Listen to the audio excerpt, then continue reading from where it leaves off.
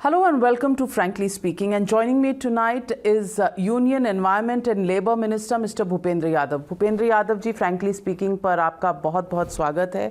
आप ग्लासगो से दिल्ली और दिल्ली से ग्लासगो की सैर में किस चीज़ में उलझे हुए हैं? नेशनल एग्जीक्यूटिव में या देश में एनवायरनमेंट की बेहतरी के लिए? नहीं, उलझा किसी में नहीं हूँ। जो भी जिम्मेदारी दी जा रही है बस उसको पूरा करने का काम कर रहा हूँ।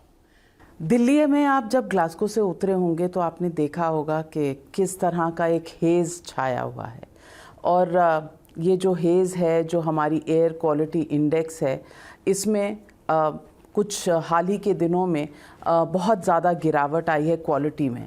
अब कोविड की वजह से मास्क और एयर क्वालिटी की ये हालत, सांस लेना मुश्किल हो रहा है दिल्ली में। लेकिन हमारे यहाँ कोई लॉन्ग टर्म सिचुएशन की कोई लॉन्ग टर्म सल्यूशन नहीं निकलती।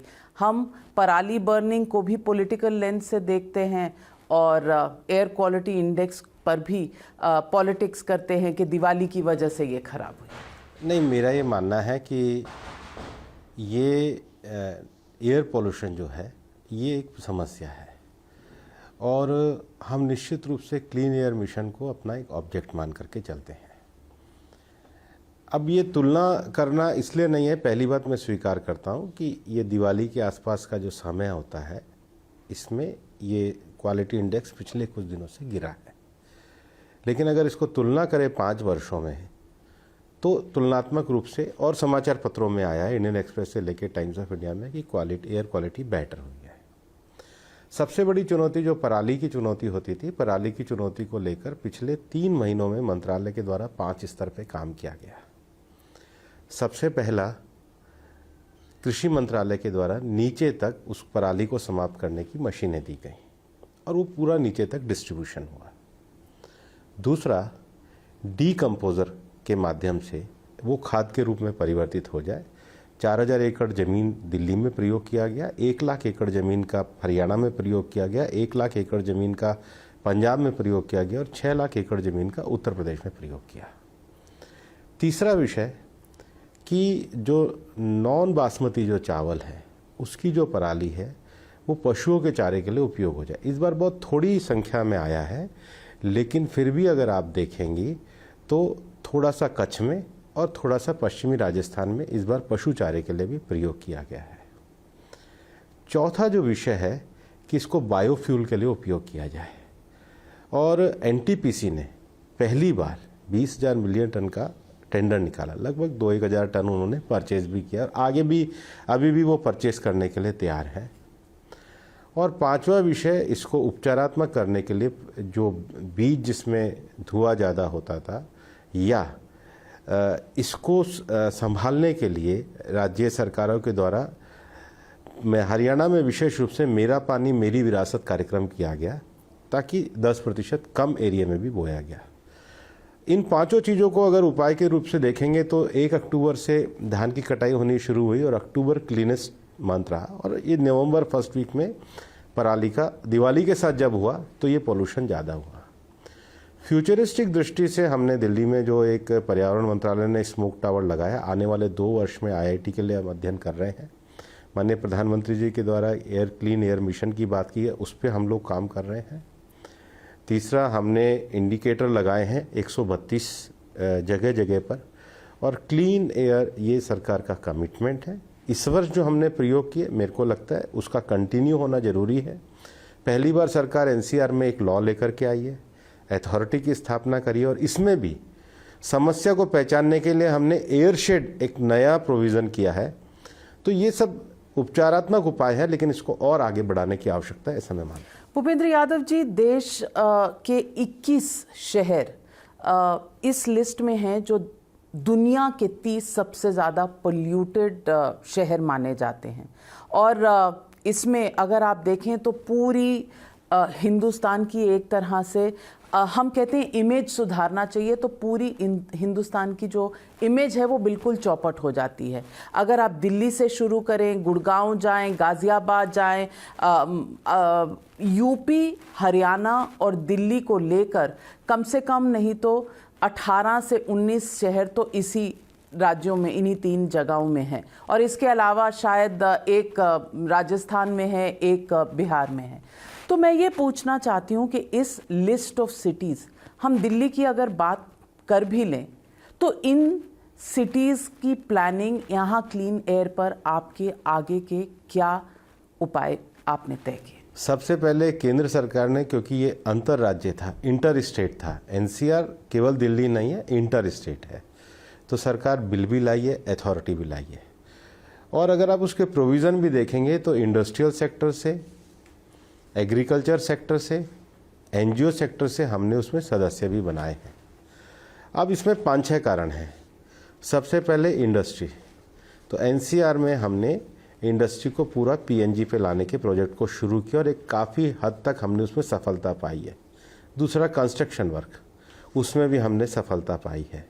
तीसरा व्हीकल्स, जो व्हीकल पॉल्यूशन होता है, तो व्हीकल पॉल्यूशन में भी हम लोगों ने डीजल व्हीकल को भी छोड़ा, इलेक्ट्रिक व्हीकल को भी बढ़ावा दिया है। चौथा, अगर अभी पर्यावरण मंत्रालय के द्वारा नगर वन योजना को भी शुरू किया गया। गुड़गांव में हमने ग्रीन एरिया को डेवलप करने का एक अच्छा मूवमेंट हरियाणा सरकार के पर्यावरण विभाग ने दिया, उसको भी आगे जोड़ने वाले हैं। इसके अलावा एक कंटिन्यू कंसल्टेशन और एयरशेड को लेकर के बाकी विषयों का हमने करा है। पराली के लिए भी जो सैटेलाइट मॉनिटरिंग के माध्यम से जहां भी आग जलती है वहां एक अलर्ट कॉशन किया जाता है। और अभी जो दिल्ली की जो एयर क्वालिटी मैनेजमेंट अथॉरिटी बनी है, इन 5-6 विषयों पे एक साथ काम कर रहे हैं। और भिवाड़ी तक और इधर गाजियाबाद के भी जो आसपास का एरिया है, वहाँ जो सबसे बड़ा इंडस्ट्रियल पॉल्यूशन है, उसको भी हम लोग पीएनजी पे लेकर के जा रहे हैं। ये सारे विषय सरकार के द्वारा किए जा रहे हैं, इसमें और तेज गति से हम लोग काम करें। भूपेंद्र यादव जी, आप हाल ही में बने हैं पर्यावरण मंत्री, तो आपको दोष देना तो सही नहीं होगा, लेकिन पॉलिसी पिछले 7-7.5 सालों से जो रही है, उसमें कहीं भी ऐसा नहीं लगता कि हम नज़दीक आए हैं इस सारे प्रॉब्लम को जड़ से उखाड़ने के लिए। और अगर आप देखें तो हर चीज़ में पॉलिटिक्स है।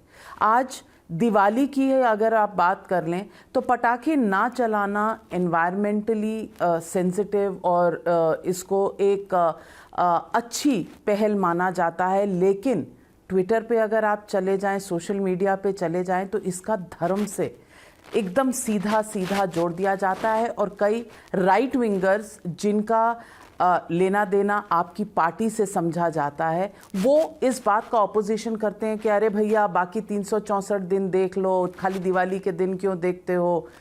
इशू ये है कि हमारे यहाँ कितनी अवेयरनेस है और हम क्या एज अ कंट्री धर्म छोड़कर अपनी लाइफ, हेल्थ और क्वालिटी ऑफ लाइफ पर कभी भी कॉन्सेंट्रेट कर सकते। व्यापक विषय ये है कि हम अपना एयर क्वालिटी जो है वो कैसे इम्प्रूव करें, और बाकी सारे जो उपाय हैं उन सारे उपायों पे भी हम किस प्रकार से ध्यान देवें। जैसे मैंने कहा, vehicle pollution, construction pollution, bio ये जो है उसके कारण बाकी सब विषयों को करें। और मेरा ये मानना है कि हमें कुछ चीज़ों में कॉन्शियस भी होना पड़ता है, और समय के साथ साथ चीज़ें बदलती भी हैं। तो पटाखे चलाने चाहिए? नहीं, मैं इस पे चलाने चाहिए नहीं चलाने चाहिए, मैं इस विवाद पे नहीं पड़ता हूँ। मेरा विवाद ये है कि एक नागरिक के नाते हर एक को व्यक्तिगत रूप से भी सोचना चाहिए। चलाना नहीं चलाना ये अधिकार क्षेत्र में नहीं है, लेकिन अगर पॉल्यूशन ज़्यादा होता है तो कहीं ना कहीं सेल्फ रेस्ट्रेन होना चाहिए। इलेक्ट्रिक व्हीकल्स की बात कर रहे हैं, आप कह रहे हैं इलेक्ट्रिक व्हीकल्स, लेकिन इलेक्ट्रिसिटी हमारे देश में जनरेट होती है कोल से। 70% dependence on coal for electricity generation है। जब तक ये नहीं सुधारेंगे तो क्या सिर्फ इलेक्ट्रिक व्हीकल्स हमारे प्रॉब्लम को रिजॉल्व कर सकते? भारत ने दुनिया में ये कहा था कि हम अपना जो रिन्यूएबल एनर्जी की जो क्षमता है उसको 40% करेंगे, पेरिस में कहा था। भारत ने उस लक्ष्य को हासिल किया है। माननीय प्रधानमंत्री जी के द्वारा रिन्यूएबल एनर्जी में 450 गीगावाट कहा था, और अभी ग्लासगो में उन्होंने 500 गीगावाट कहा है। और अब दुनिया में सबको लगने लगा है कि भारत क्लीन एनर्जी की ओर न केवल कटिबद्ध है, बल्कि भारत ने उस रास्ते को प्राप्त भी किया है। और मुझे लग रहा है माननीय प्रधानमंत्री जी के नेतृत्व में जिन लक्ष्यों को हमने विश्व के सामने रखा है, हम पूरा करेंगे, और भारत निश्चित रूप से ग्रीन एनर्जी में आगे जाने वाला देश है। लेकिन दुनिया में जो स्टैंडर्ड सेट हुए हैं वो 2030-2050 के हैं। तब तक जिंदा रहेंगे तभी तो अचीव करेंगे। नहीं, अब तो 1992 में रियो कन्वेंशन हुई थी जब UNFCCC बना था। दुनिया ने तो 30 साल देखा ही है, दुनिया तो लंबी चलने वाली है। इवन IPCC की जो अभी रिपोर्ट आई थी UNFCCC की 6 साइकिल की, उन्होंने दुनिया को आह्वान किया था कि 2050 तक नेट जीरो होना चाहिए। अगर उनकी रिपोर्ट को आधार बनाया जाए तो जितने भी विकसित देश हैं उनको तो अभी 2030 में हो जाना चाहिए था, जिन्होंने अपने लक्ष्य 2050 को दिए। लेकिन भारत ने, माननीय प्रधानमंत्री जी ने एक विषय जरूर कहा था कि हम समस्या में व्यवधान नहीं बनेंगे, हम समाधान बनेंगे। और बहुत सोच समझ के माननीय प्रधानमंत्री जी ने पूरे देश के लक्ष्यों को ध्यान में रखते हुए 2070 को नेट जीरो घोषित किया। लेकिन मैं पूछना चाहती हूँ कि इस देश में कॉन्शियसनेस है नहीं, हर चीज़ पर पॉलिटिक्स है। मैं ये आपसे जानना चाह रही हूँ कि क्या इस लक्ष्य को हम अपने स्पीचेस में कहेंगे, अपने भाषणों में कहेंगे, या इसको हम कर सकते हैं? क्योंकि पराली बर्निंग पर आपने देखा होगा पिछले 2-3 सालों से ये पंजाब, हरियाणा और दिल्ली के बीच में एक दूसरे के बीच में टोपी पहनाने का काम होता है, यही जनता कहती है। ऐसा मैं नहीं मानता हूँ। मेरा मानना है कि पिछली बार से संख्या में काफ़ी कमी आई है और अंतर्राज्य मीटिंग भी मैंने करी थी। मेरे को नहीं लगता है कि कुछ विषय जब इतने ज़्यादा व्यापक हो जाते हैं, जब जन चेतना के विषय होते हैं, तो उसमें कंसेंसस पैदा होते हैं। और मैं मानता हूं कि इस बार सब लोगों ने सजगता के साथ काम किया है, इसी कारण हम उसको डिक्रीज हम लोगों ने किया है। और देखिए, जब दृढ़ इच्छा शक्ति और नेतृत्व होता है तो विषय आगे बढ़ता है। जैसे भारत ने जो NDC के लक्ष्य पेरिस में कहे थे, बहुत समय से पहले माननीय प्रधानमंत्री जी की दृढ़ इच्छा शक्ति के कारण भारत ने वो प्राप्त किए हैं। राजनीति की जगह चलती है, लेकिन जब नेतृत्व और जनता का मन जुड़ा हुआ होता है तो लक्ष्यों को हासिल किया जाता है, और माननीय प्रधानमंत्री जी के नेतृत्व में भारत ने हासिल किया है। भूपेंद्र यादव जी, मैं आपके पास बैठी हूँ, आयरॉनिकली बाहर पटाखों की आवाज़ आ रही है और दिवाली ख़त्म हो चुकी है, लेकिन पटाखों की आवाज़ भी आ रही है। ये मेरे ख्याल से 4वीं या 5वीं ऐसी विंटर है जहां हम वही एयर क्वालिटी इंडेक्स डिस्कस कर रहे हैं। वही अखबारों की सुर्खियां हैं जहां कहा जा रहा है कि बच्चों को ब्रीदिंग प्रॉब्लम्स बढ़ रहे हैं। कई डॉक्टर्स ने इस तरफ ध्यान आकर्षित किया है। क्या बदला? बदला तो धीरे धीरे बदलाव होता है। हमें ज़्यादा इस चीज़ को और कॉन्शियस के बीच में लोगों के लेके जाना पड़ेगा। समाधान ढूंढना आसान है, समाधान की राह पे चलना चाहिए। और मेरे को लगता है जब एक विषय को लगातार तीव्रता के साथ कहा जाता है तो समाधान के रास्ते भी निकलते हैं। भूपेंद्र यादव जी, आइए राजनीति की बात करते हैं। आपने अभी प्रेस कॉन्फ्रेंस करी है, प्रधानमंत्री जी का जो भाषण रहा आज की राष्ट्रीय कार्यकारिणी में, पहला जो लोगों की तरफ से एक रिएक्शन आ रहा है वो ये है कि जो आपकी कार्यकारिणी हुई है शायद 2.5 बरस के बाद हुई है, कोविड का माहौल था, हुई नहीं, और अभी भी पार्शियली वर्चुअल थी, पार्शियली फिजिकल थी, लेकिन एक सेल्फ कॉन्ग्रेचुलेटरी मोड में थी। लोगों का कहना है कहीं ना कहीं बीजेपी सेल्फ कॉन्ग्रेचुलेशन में ज़्यादा रहती है और शायद कोविड का सेकेंड वेव और उसने जो प्राइस एक्सट्रैक्ट की है हमारी सोसाइटी से, उसको कहीं ना कहीं भूल रही है। पहली बात, मैं आपसे इस बात पे सहमत नहीं हूँ कि हम कोई सेल्फ कॉन्ग्रेचुलेटरी मोड में थे। प्रधानमंत्री जी के वक्तव्य को जो मैंने प्रेस कॉन्फ्रेंस में भी कहा है कि उन्होंने कहा है कि हम विश्वास का सेतु बने, ब्रिज ऑफ फेथ। तो ये तो कोई सेल्फ कॉन्ग्रेचुलेटरी नहीं है, ये तो कॉन्शियसनेस वाली बात है, अपनी अंतरात्मा को जगाने वाली बात है। और दूसरा, पार्टी की विचार और परंपरा को लेकर उन्होंने कहा है कि पार्टी जिन बुनियादी मूल्यों पे लोगों के जीवन के साथ जुड़ करके पार्टी जिस मुकाम में पहुंची है उसमें लोगों के साथ जुड़े रहना चाहिए। अगर भारतीय जनता पार्टी की पहली राष्ट्रीय कार्यकारिणी फिजिकल मोड में हुई है और जिसमें पिछले 2 साल में भारतीय जनता पार्टी ने सेवा ही संगठन को अपने काम का आधार बनाया, एक राजनीतिक दल ने अपने आप को एक सर्विस ओरिएंटेड ऑर्गेनाइजेशन के रूप में भी बदला है, उसके बाद इतना कॉन्शियसनेस के साथ सबको आग्रह करना। प्रधानमंत्री जी के शब्द थे कि हम कोई परिवार आधारित पार्टी नहीं है, हम परंपरा और पुरुषार्थ, मतलब एक ट्रेडिशन हमारा जो चला है डेमोक्रेसी के प्रति और हमारी कड़ी मेहनत, ये दोनों चीज़ों को लेकर के जनता का सेतु बनना चाहिए। तो ये कहाँ सेल्फ कॉन्ग्रेचुलेटरी हो गया? कड़ी मेहनत के बावजूद बाईपोल्स में हिमाचल प्रदेश तो लुट गया, 4 सीटें चली, लेकिन आसाम की 5 सीटें आ गई। तो मध्य प्रदेश में राजस्थान भी ठीक चला है। गया, हिमाचल में सिटिंग गवर्नमेंट है, चला गया। आपके यहाँ मुख्यमंत्री मानो रोज बदलते हैं, मौसम से ज्यादा मुख्यमंत्री बदलते हैं। ऐसा लोग ये आपका कहना ठीक नहीं है, ऐसा बिल्कुल कहना ठीक नहीं है। इस देश ने बिहार जैसे प्रदेशों में एक दौर देखा है, हमारे यहाँ मुख्यमंत्री कभी ऐसे नहीं बदले जाते, पार्टी में नए नेतृत्व को स्थान दिया जाता है, और मैं इस बात से सहमत नहीं हूँ। और पार्टी कभी चुनाव हारती है, जीतती, किसी राज्य में जीतते हैं, कहीं हारते हैं, फिर आगे विश्वास लेकर के आगे बढ़ते हैं। अब तेलंगाना जैसे में जिस विधानसभा में 750 वोट आए थे, वहाँ तो हम चुनाव जीत गए। आसाम में हम सारी की सारी जीत गए। मध्य प्रदेश में हमारे परिणाम अच्छे आए। कर्नाटका में जो मुख्यमंत्री की अपनी कॉन्स्टिट्यूएंसी की सीट है, आप हार गए। एक राजस्थान में आपकी वहाँ इन फाइटिंग है, वहाँ आप हार गए। हिमाचल में 4 सीट हार गए। पहली बात, मैं नहीं मानता कहीं कोई इन फाइटिंग है, मैं इसको पूरी तरीके से डिनाई करता हूँ। दूसरी बात मैं आपको कह रहा हूँ, सिर्फ आपको नहीं नजर आता कि आप समझते हैं कि दुनिया भी अपनी जो चक्षु है बंद करके बैठी? नहीं, पेडिग्रिम शिफ्ट होता है ना, आप एक अलग तरीके से सोचते हैं क्योंकि आपको पार्टी का इंटरनल नहीं पता होता। हम पार्टी की दृष्टि से सोचते हैं। तो मैं तो आम आदमी की तरह हूँ, अल्टीमेटली आम आदमी ने वोट देना है, पार्टी ने तो वोट देना नहीं है। एक न्यूज़ चैनल की देश की प्रतिष्ठित संपादक कोई आम आदमी नहीं हो सकती है।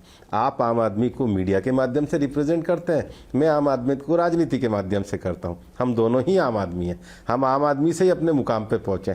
ये अच्छा है कि आपने अपना आम आदमीपन नहीं छोड़ा, मैंने अपना नहीं छोड़ा, लेकिन आप भी आम आदमी हो, लेकिन एक तो रिप्रेजेंट करते हो। राजस्थान आपका स्टेट है, आप वहां से आते हैं चुनकर। हरियाणा भी आप ही का स्टेट है, आप हरियाणा के हैं, लेकिन वसुंधरा राजे, सतीश पूनिया में कुछ वहाँ प्रॉब्लम नहीं है? कभी नहीं हुई? मेरे को नहीं लगता है। आपको नहीं लगता ना? आप राजस्थान कब गए थे लास्ट? मैं अभी 2 महीने पहले जन आशीर्वाद यात्रा करके आया। 2 महीने में बहुत कुछ बदल गया है। नहीं, लेकिन किसी ने कभी कहा नहीं है। देख लीजिए, मैं आपको क्लिपिंग्स भेज दूंगी, वसुंधरा राजे जी की बातें, उनकी पोस्टर वॉर्स सारे मेरे को नहीं लगता है उन्होंने कोई ओपनली कभी कोई सतीश जी को या प्रदेश अध्यक्ष को करो। वो पार्टी की राष्ट्रीय उपाध्यक्ष हैं, किसी विषय पे कोई हो सकता है, लेकिन मैं नहीं मानता कोई विवाद है। अच्छा, तो ऐसे ही मुख्यमंत्री गुजरात में बदल दिया, कोई विवाद नहीं था? मुख्यमंत्री नहीं, पूरा कैबिनेट बदल दिया गुजरात का। बल्कि इस देश के लोकतंत्र में एक पार्टी जब लंबे समय से सत्ता में रहती है और एक कंटिन्यूटी और कंसिस्टेंसी के साथ काम करती है, तो लंबे सत्ता में रहने के बाद बाकी भी विधायक हैं, तो इस बार एक अभूतपूर्व प्रयोग हुआ है जिसमें कहा गया है कि नयों को अवसर दिया जाए और पुराने लोग पार्टी का काम करें। पार्टी का काम करना भी एक पार्टी का ही काम होता है, सरकार का काम करना भी पार्टी की द्वारा दी हुई जिम्मेदारी होती है। और मैं तो गुजरात के सारे विधायकों को, पूर्व मुख्यमंत्री से लेकर सारे मंत्रिमंडल को इस बात के लिए बधाई देना चाहता हूँ कि न केवल उन्होंने इस नए प्रयोग को स्वीकार किया, बल्कि इसको आगे भी बढ़ाया। नए मंत्रियों की आशीर्वाद यात्राएं भी हुई। और ये राजनीति में निश्चित रूप से दायित्वों का बदलना और उसको सहजता से स्वीकार करना, ये तो बीजेपी की एक अच्छी नई राजनीतिक परंपरा है। तो चलिए, परंपरा के हिसाब से हिमाचल में आपको लगता है कि कुछ चेंज की जरूरत है? मुझे नहीं लगता। और आप हार गए। मैं इस पे निर्णय करने वाला भी नहीं हूँ, पर ऐसा कोई निर्णय पार्टी में नहीं है। पार्टी के जो निर्णय लिए जाते हैं वो पार्लियामेंट्री बोर्ड के द्वारा किए जाते हैं। किसी एक व्यक्ति के विम्स पे पार्टी नहीं चलती है। निर्णयों में सबका कंसेंसस होना, पार्लियामेंट्री बोर्ड के द्वारा तय होना, ये पार्टी की निर्णय पद्धति का भाग है। लेकिन जो एक मैसेज होता है बाइपोल्स की विक्ट्रीज और लॉसेस से, उस मैसेज को पढ़ना भी एक आर्ट होता है और राजनीति में इसका बहुत महत्व होता है। तो राजस्थान में अगर आपकी वोट परसेंटेज 18% पर आ जाए तो इसका लेसन क्या है? नहीं, मैसेज तो हम पढ़ते ही हैं। देखिए, जब 2018 में चुनाव हुए थे तो हम हारे थे, राजस्थान, छत्तीसगढ़, मध्य प्रदेश। मैसेज नहीं पढ़ते तो लोकसभा में 100% रिजल्ट नहीं लाते। तो कोई मैसेज को पढ़ के, आँख को बंद करके, बिना देखे रहें, ऐसा नहीं है।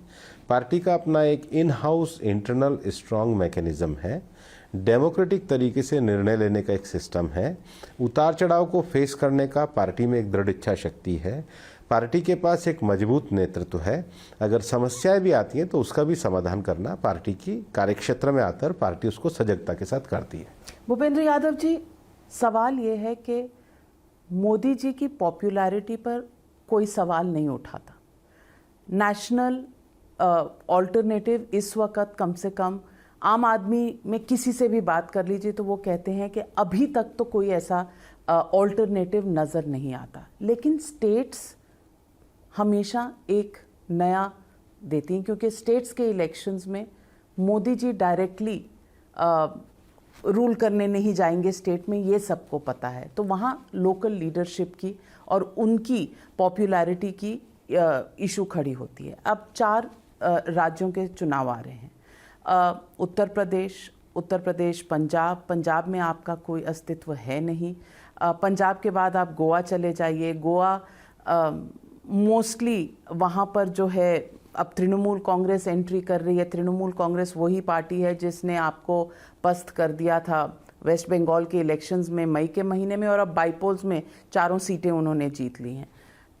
वहाँ गोवा में भी आपकी टक्कर रहेगी आम आदमी पार्टी से भी और तृणमूल कांग्रेस से भी। और इसके अलावा उत्तराखंड भी है जहाँ भी आपने मुख्यमंत्री बदला है। तो मैं पूछना चाहती हूँ कि अगले 4 ये जो मेन चुनाव आ रहे हैं, इसके बारे में पार्टी की खुद की क्या एनालिसिस है?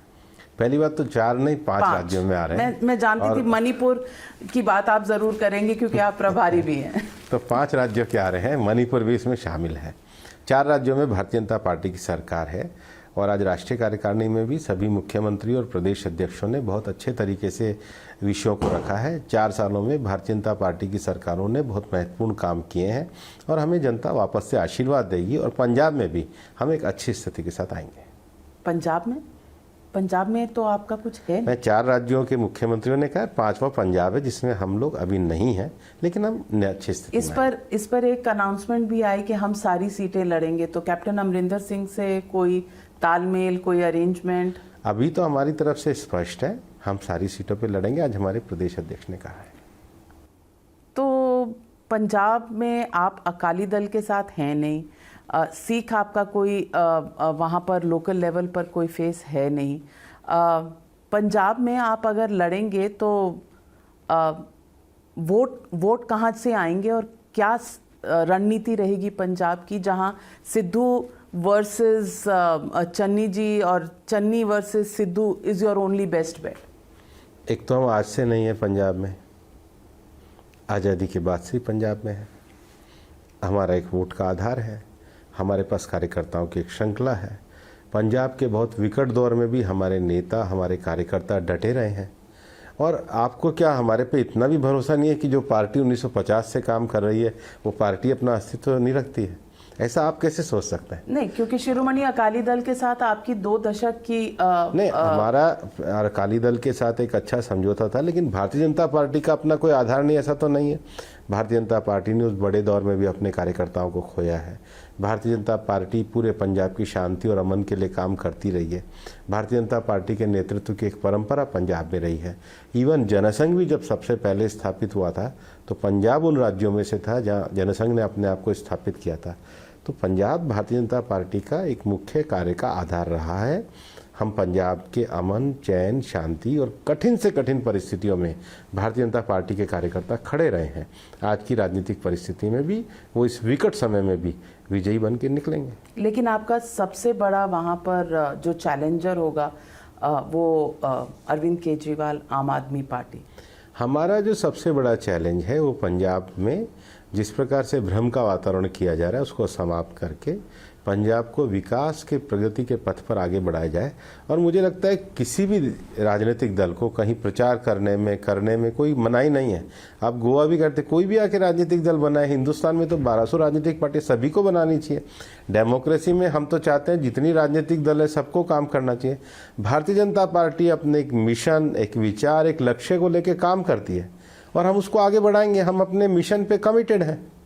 लेकिन अगर ममता बनर्जी बनती हैं एक नेशनल ऑल्टरनेटिव 2024 के रनअप पे, ऐसा उन्होंने दिल्ली आकर मीटिंग भी की, सोनिया गांधी से भी मिली और बाकी तमाम पार्टियों से भी मिली। मैं जानना चाहती हूँ आपसे कि क्या ये तृणमूल कांग्रेस की एक पहल है कि बंगाल के बाहर उनकी एक फुटप्रिंट हो, देश के दूसरे पार्ट्स में भी? त्रिपुरा में आपको काफ़ी चुनौती दे रही हैं ममता बनर्जी।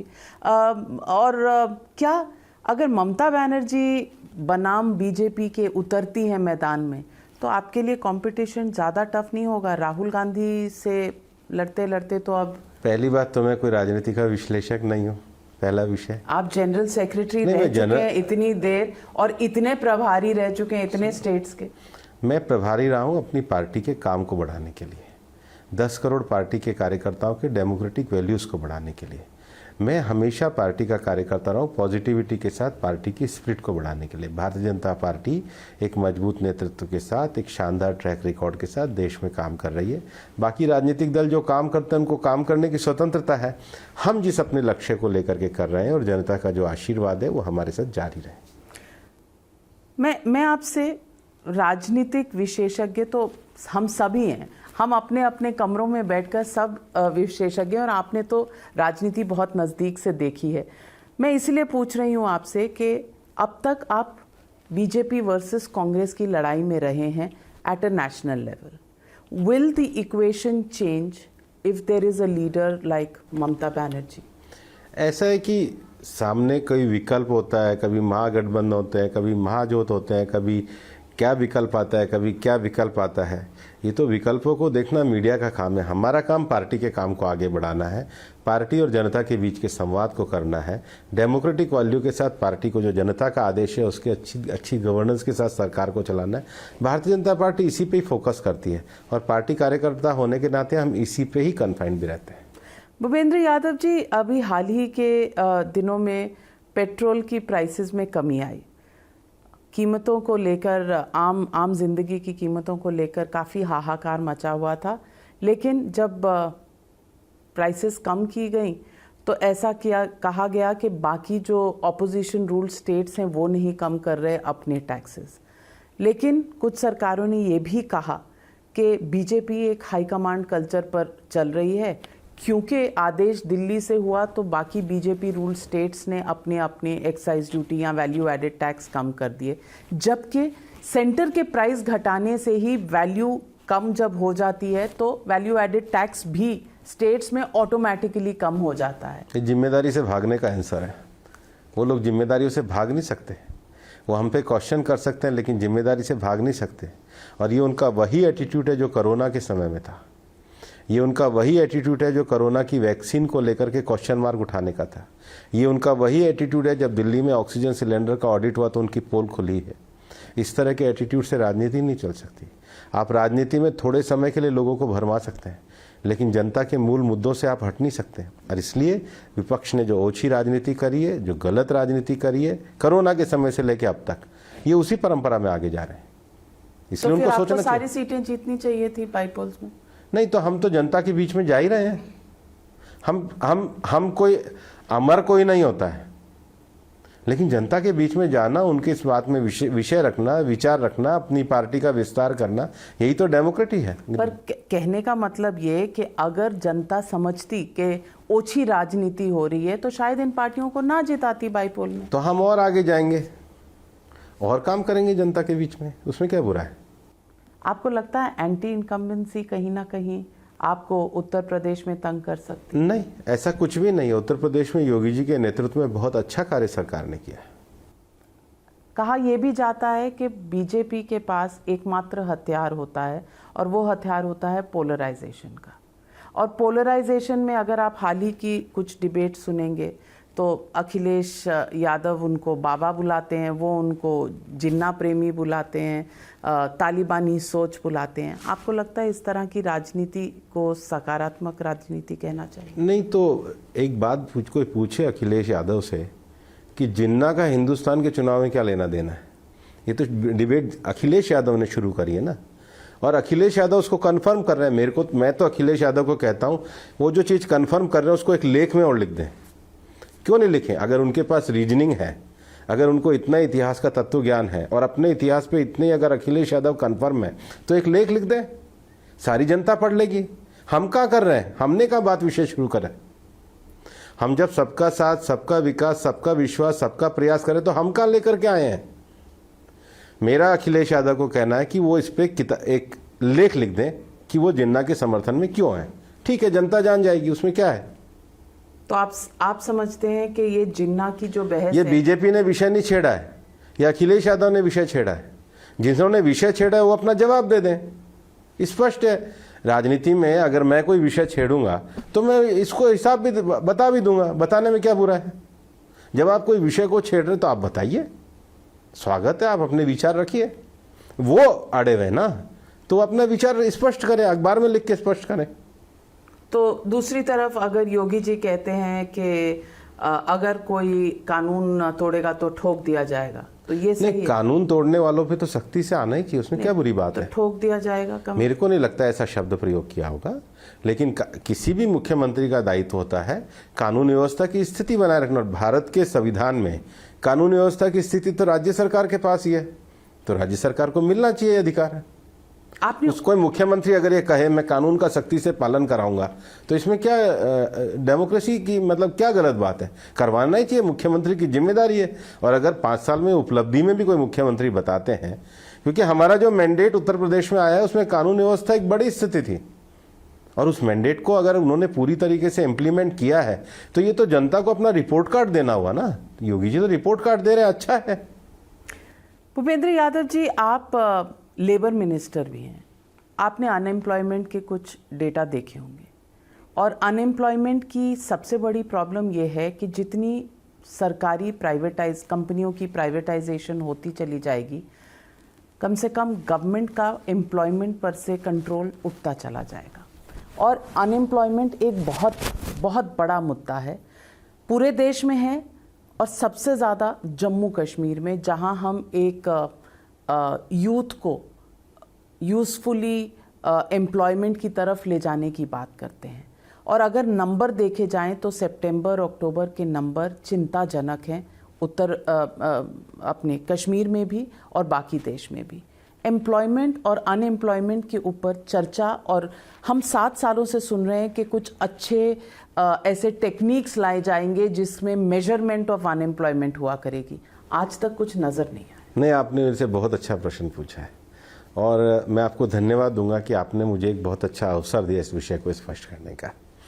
अभी तक जो हमारे देश में अनएम्प्लॉयमेंट की और रोजगार की जो हम बात करते थे, वो PLFS था, पीरियडिक लेबर फोर्स सर्वे। वो भारत सरकार का स्टैटिस्टिक्स डिपार्टमेंट उसको करता था, उसकी क्वार्टरली रिपोर्ट देखते थे। हम ये देखते थे कि देश में इतने कार्य दिवस हैं, इतने कार्य दिवस पे इतने लोगों को कार्य दिवस मिला, और ये एक तरीके से बेरोजगारी का सूचकांक आया है। अभी भारत सरकार के लेबर डिपार्टमेंट के लेबर ब्यूरो को 4 सर्वे करने को कहा, जिसमें 2 सर्वे हैं इंस्टीट्यूशन बेस्ड सर्वे की। जो एग्रीकल्चर सेक्टर है उसके अलावा जो इकोनॉमी में 9 बड़े सेगमेंट हैं। 9 बड़े सेगमेंट का अर्थ है जैसे construction, manufacturing, transport, IT, hospitality, education, ये जो 9 बड़े सेक्टर्स हैं, इसमें इंस्टीट्यूशन बेस्ड सर्वे होना चाहिए। हमारे देश में मिसमैचिंग क्या होती है कि जो सरकार का स्किल और बाकी का जो डिपार्टमेंट है, वो स्किल के लिए रोजगार कहाँ पर ज़्यादा है उसी पर स्किल ज़्यादा तैयार किए जाए। और लेबर ब्यूरो की पहली रिपोर्ट ऑर्गेनाइज सेक्टर का अर्थ उन्होंने माना है या 10 और उससे ज़्यादा कर्मचारी हो, और unorganised sector area based survey. तो पहला सर्वे जो ऑर्गेनाइज सेक्टर का आया है उसमें ये बताया है कि 2013-14 का जो इकोनॉमिक सेंसस इस देश का था, उसके मुकाबले में 152% IT सेक्टर में रोजगार की वृद्धि हुई है, 22% एजुकेशन के सेक्टर में वृद्धि हुई है। 2 क्षेत्रों में डिक्लाइन हुआ, एक ट्रेड में थोड़ा डिक्लाइन है, मतलब मैं ऐसा नहीं हूँ केवल एक ही पक्ष बता रहा हूँ, एक ट्रेड में उन्होंने कहा है कि थोड़ा डिक्लाइन है, एक होटल इंडस्ट्री में थोड़ा डिक्लाइन है। ये अप्रैल से जून का सर्वे है। अब इसी में जो दूसरा सर्वे है वो एरिया बेस है कि और नीचे अनऑर्गेनाइज सेक्टर, सबसे बड़ा जिसको प्राइवेट प्रॉपर्टी फर्म है उसमें देश में रोजगार सबसे ज़्यादा है। अब भारत सरकार का लेबर ब्यूरो हर 3 महीने में इंस्टीट्यूशन बेस्ड सर्वे जो है ये करके रोजगार की मानक दिशा में हम कहाँ जाएंगे। अब इसमें दूसरा जो विषय है कि फिर इनका किस प्रकार से समायोजन किया जाए और इनकी पहचान कैसे की जाए। भारत सरकार ने ही श्रम मंत्रालय में एक ई-श्रम कार्ड योजना शुरू करी। हमने देश में 160 क्षेत्रों को पहचान करा था, ठेला, खोमचा, बैंड बाजे से लेकर दर्जी, नाई, ये जितने भी प्रकार के ऑक्यूपेशंस हैं, और उसकी संख्या बढ़ा के 400 तक हम ले जाने की सोच रहे हैं। जैसे हम प्लांटेशन वर्कर कहते हैं तो टी प्लांटेशन का अलग है, रबड़ प्लांटेशन का अलग है, सेब प्लांटेशन का अलग है, हॉर्टिकल्चर का अलग है, मछुआरा अलग है। लगभग देश में 6 से 7 करोड़ लोगों ने इसमें अपने आप को रजिस्टर्ड कराया है। हम इस संख्या को आने वाले समय में 20 करोड़ तक ले जाने वाले हैं। तो एरिया बेस जो है सर्वे वो प्लस इसको मैचिंग करा के सरकार की भविष्य की नीतियां तय होने वाली है। प्रधानमंत्री जी जो नए 4 लेबर कोड लेकर के आए हैं, मैं आपको ये कहना चाहूँगा, नए 4 लेबर कोड में हमने सबसे ज़्यादा ध्यान सोशल सिक्योरिटी का रखा है। हम ये भी मानने वाले हैं कि रोजगार के क्षेत्र में जो नया वर्कर खड़ा हो रहा है, प्लेटफॉर्म वर्कर, गिग वर्कर, क्योंकि आर्टिफिशियल इंटेलिजेंस के कारण उबेर से लेके जोमेटो, बाय तक जो लड़के, ये बच्चे हैं, इनका भी सोशल सिक्योरिटी का प्रोविज़न होना चाहिए।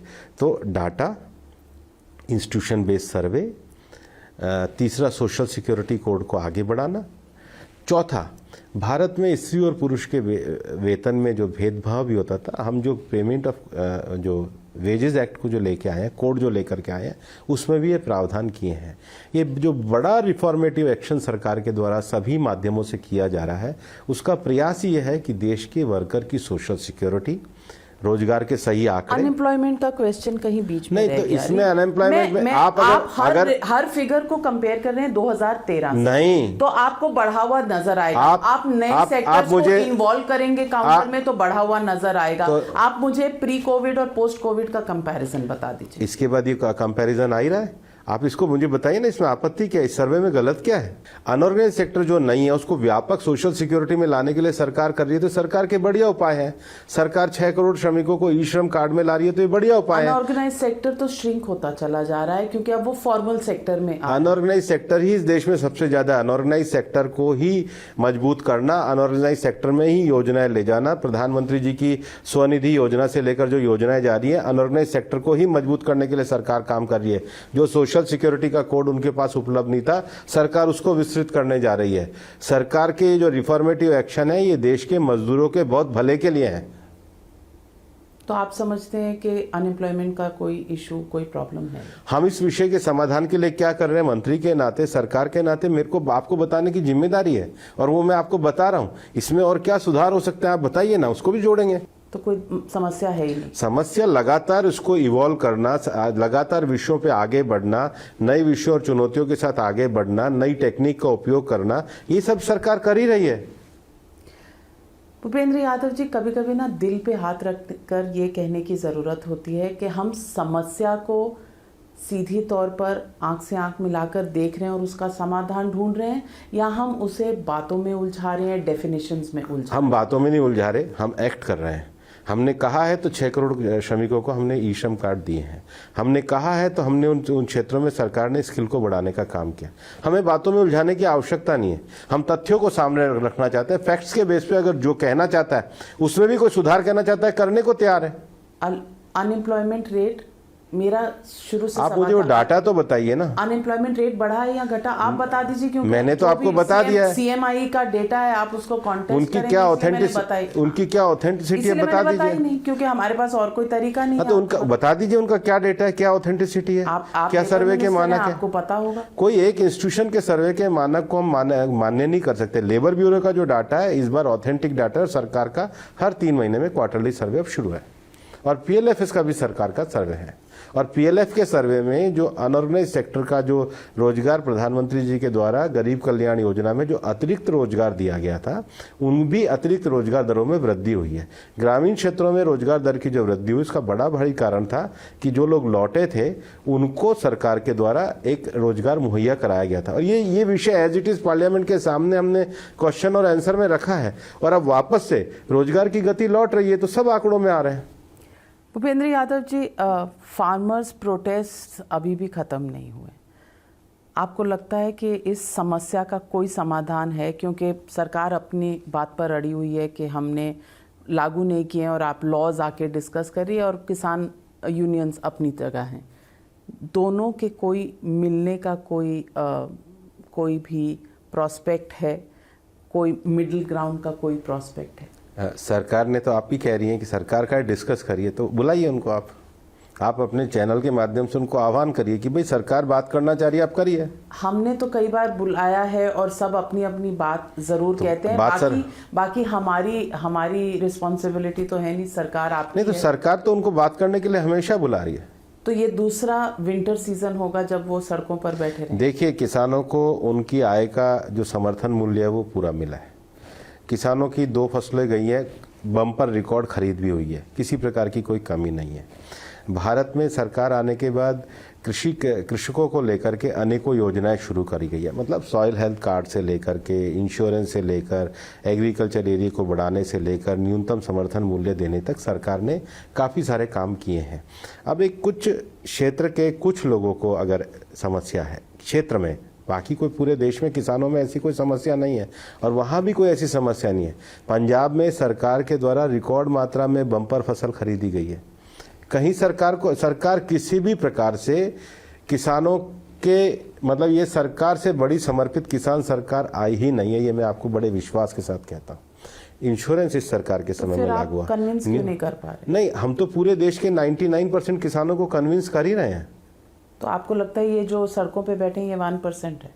अब वो क्या परसेंट है वो बताएंगे, लेकिन इस देश में, आप पूरे देश में, इस देश में कितने 45% से ज़्यादा वर्ग ग्रामीण क्षेत्र में कृषि अर्थव्यवस्था पे आधारित है। भारत कोई छोटा देश नहीं है। भारत के कृषि क्षेत्र में जिस प्रकार से सरकार के द्वारा समर्थन मूल्य दिया गया है, किसान सम्मान निधि दिए गए हैं, सॉइल हेल्थ कार्ड दिए गए हैं, कृषि क्षेत्र के सिंचाई रकबे में वृद्धि का काम किया गया है, किसानों को डीएपी उपलब्ध कराया गया है, ये तो सरकार की सारी योजना है। सरकार तो अब भी बिल्कुल करने को तैयार है। सरकार ने कब मना किया, किसको मना किया? आपकी बात आज दर्शक सुनेंगे तो उन्हें लगेगा कि सब ठीक है, देश में भी दुनिया में भी सब ठीक है, लेकिन बात ये भी है कि आम आदमी के जीवन में प्राइस की भी प्रॉब्लम है, एम्प्लॉयमेंट की भी प्रॉब्लम है, कोविड के बाद बिजनेसेस के वापस लौटने की भी प्रॉब्लम है, और एक डर सा है कि फेस्टिवल सीज़न के बाद क्या दोबारा कोविड का कोई थर्ड वेव आएगा कि नहीं। एक ये चिंता आम पब्लिक के दिमाग में रहती है।